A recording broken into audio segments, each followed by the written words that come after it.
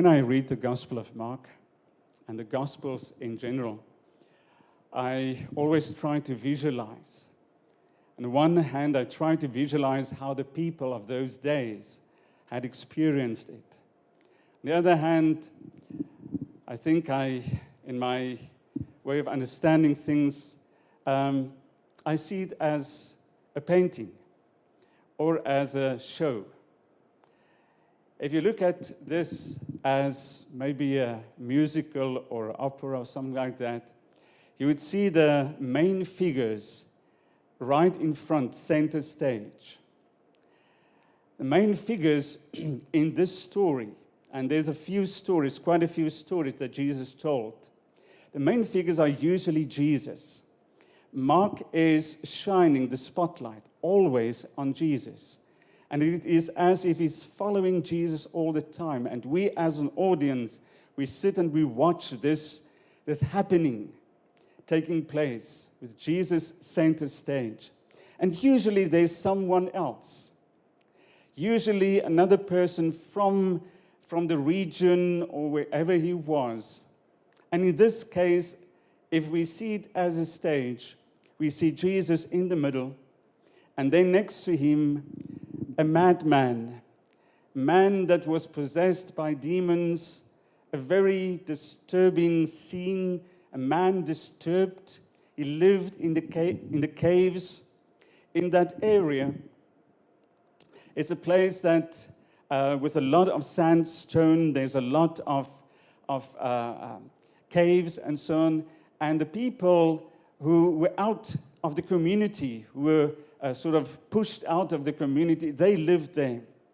This region was also known for ghosts and for demonic happenings. Remember, in those days, the world was a place where we were, the world that we see, but the unseen world were very, very much part of the whole world.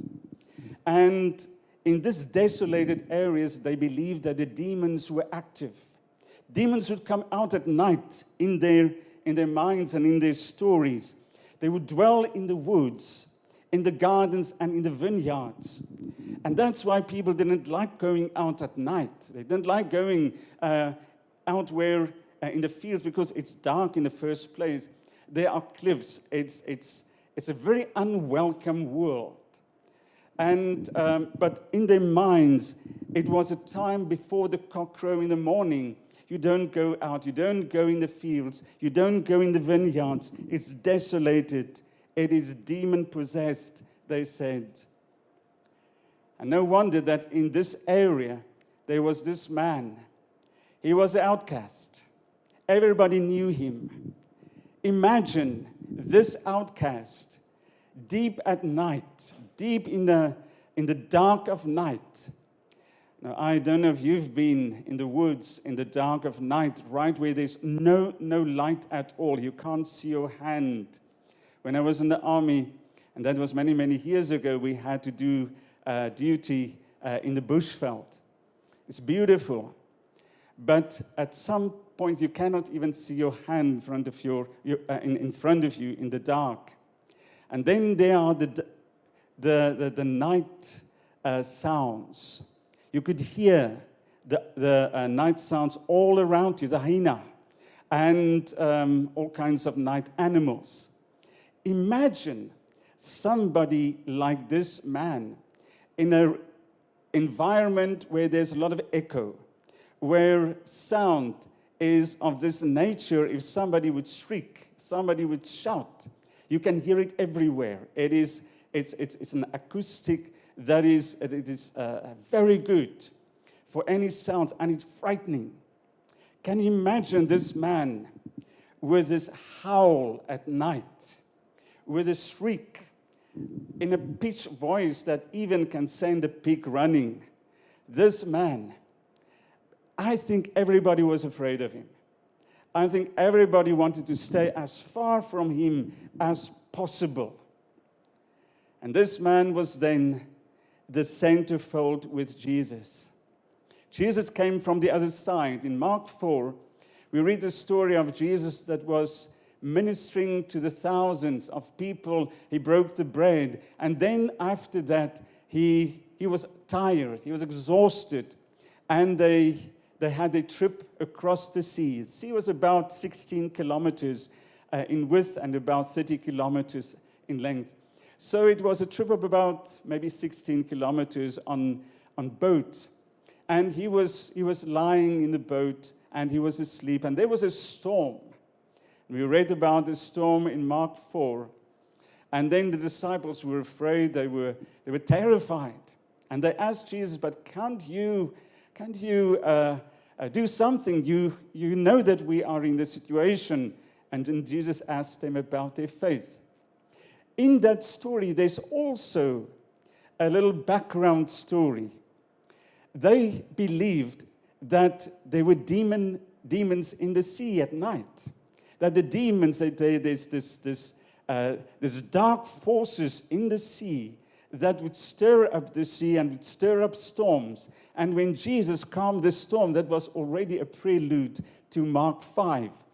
Because remember, in their minds, this is a world filled with good and bad, with gods and demons and devils and things. So Jesus calming the storm wasn't just to calm the storm. It was a token. Jesus is also in the authoritative state. He can calm storms. He's stronger than the storm. So already in the mind, Mark is painting the story. Mark is setting the stage for what happens in the next story in Mark 5 that we read now. So here we are. A demon-possessed man, and he encounters Jesus. Remember, it was still night. It was still dark. There was still winds. There was still this airy darkness. It was like a horror movie. And this man, I can just imagine the disciples seeing this man approaching Jesus. What? You should not have anything to do with him. And here he approached Jesus, and the demons speak through him, and it's a horror story. And suddenly, Jesus did what Jesus did best. He healed that man. He set him free. Wonderful story. I can just imagine. And then also, we see the rest of the story. All these demons fled, and in the pigs. And that must have been a frightening sight as well for the people working there, for the people that had to care for the pigs. Can you imagine the next part of the story? This man, by his full consciousness, he sat there. He's by himself. He speaks. He doesn't shriek. He's healed. And he got clothed. Remember those, usually people like that, the crazy people, the madmen, they were in the caves most of the time not dressed. Most of the time they're naked. They would run naked. It was quite a sight. And here this man is fully dressed. People come looking out. Think again of a play. Think again of a stage. Centerfold, Jesus, this madman that got healed. But in the chorus at the back, shadow figures. And the shadow figures were not demons. The shadow figures were the people of the town. And they come out looking, what's happening here? Who's that? What's happening? They heard the pigs running. Maybe it woke them up. Maybe it was just time before the cock crows. Maybe just time before the sun rises. Everybody came out. And then Mark. If you read Mark, always look at the backstory. Always look behind the focus, because Mark is like a wonderful painter. He shows us the pictures on the background, the pictures behind. And if you want to understand the story, we have to focus a little bit on them. What is happening there? very interesting. These people come out.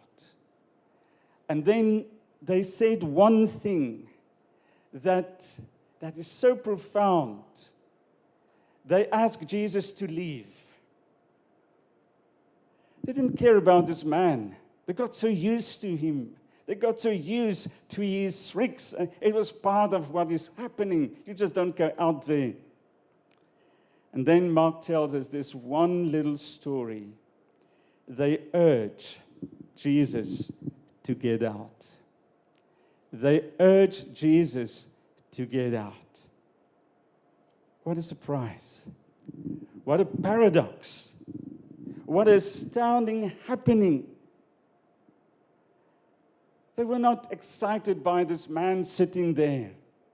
They were not excited by the possibility that Jesus brought to their town. They asked him to leave. Please don't disturb us. Let us alone. Let us alone. This is so profound. You see, Jesus interrupted their routine. Jesus unsettled their comfort. And this is the story, I think, of many of us. If I look at this story of the backdrop, the story of the chorus, who comes out and says, Jesus, don't disturb us. Leave us alone. In the Gospel of Mark and all the other Gospels, if you read the Gospel, you must see it as a painting or as a show, yeah? Or you can see it as a mirror. Because in them, we see ourselves. In them, we can see ourselves. If we are the crazy man, the man needed the setting free, the liberation of those demons. We can see ourselves there. Sometime we have those dark shadows inside of us, and we are in need of being set free. But I think if we look closely, we can see our faces, maybe also in the crowd.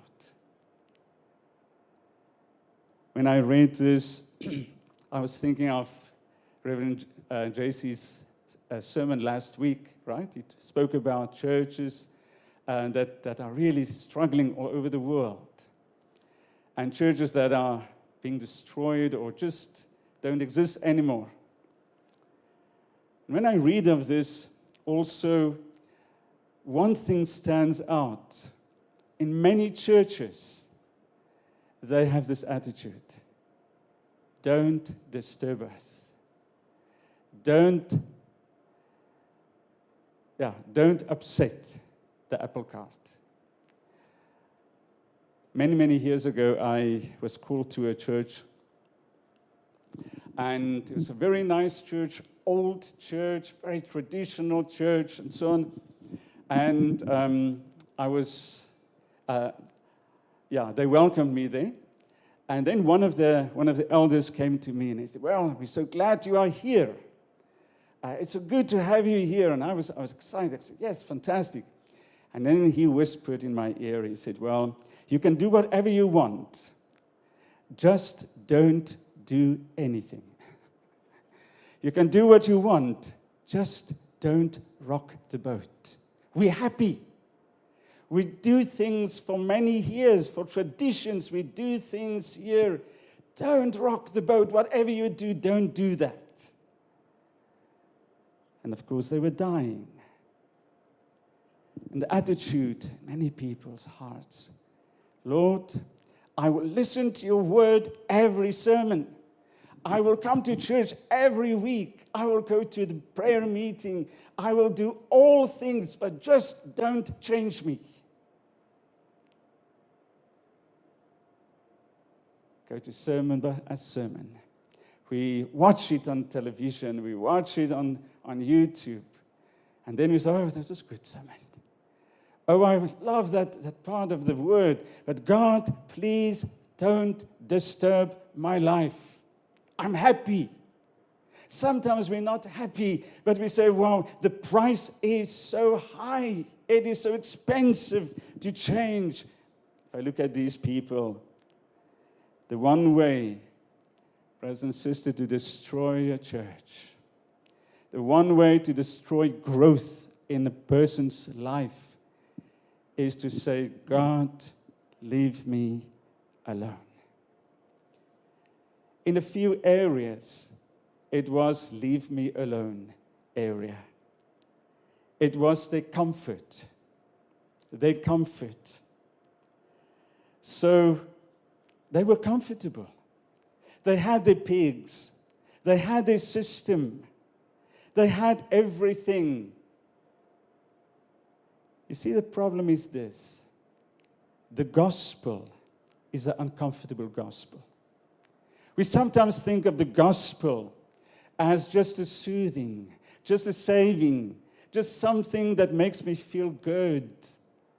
But the gospel is uncomfortable because everywhere, and you see that right through the Gospel of Mark, wherever the gospel is going out, and the gospel is not only just a few words, but wherever Jesus heals somebody, wherever Jesus went, he is the gospel. That's what Mark says right in the beginning.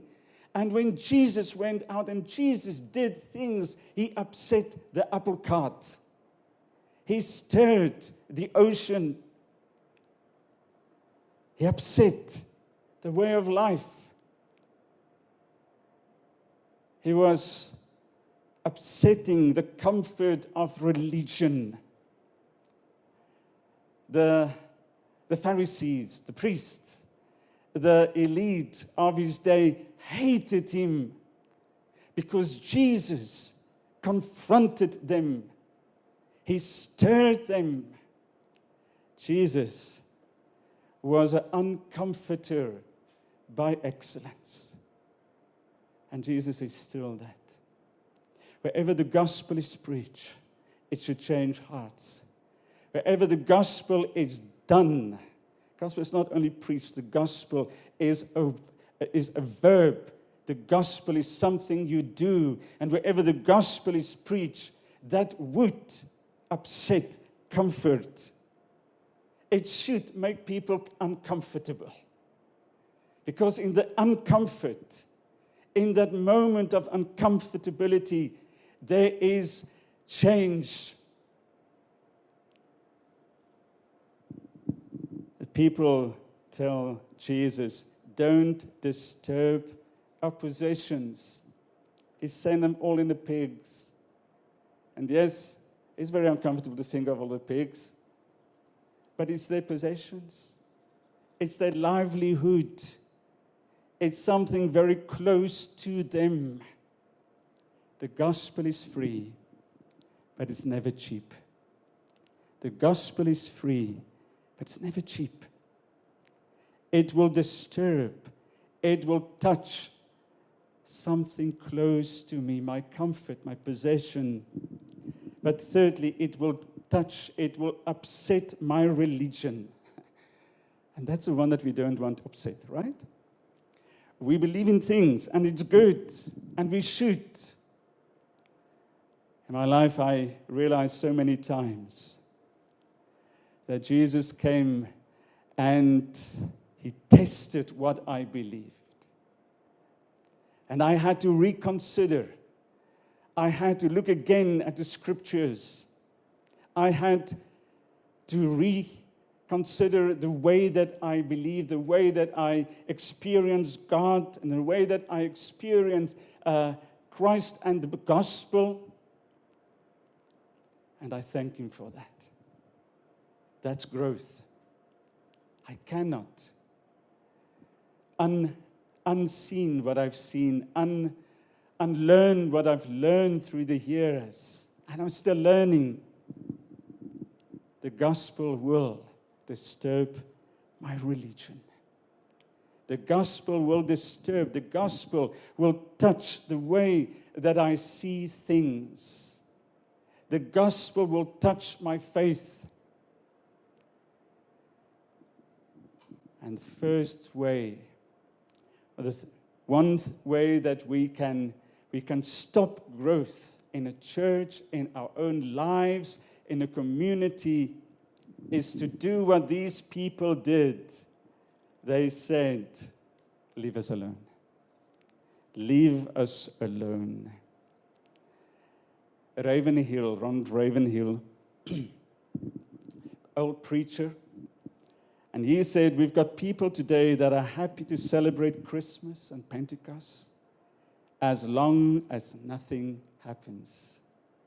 As long as nothing happens. So my message is this.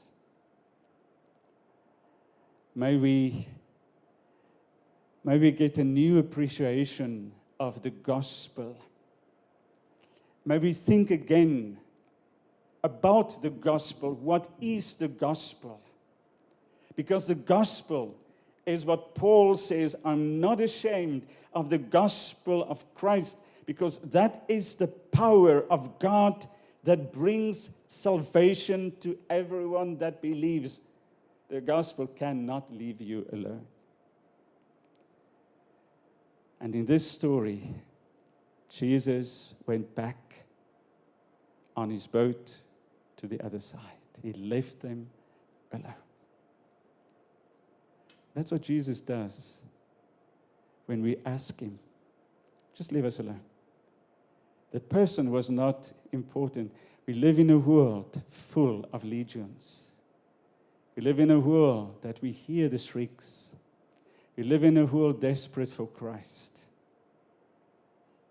And in this world desperate for Christ, he changes us to become agents of change in the world that we live in. May we, as a body of Christ, may the English ministry be the people who stay true to the gospel. And may we live it, may we accept it, may we open our hearts to change us so that we can change the world.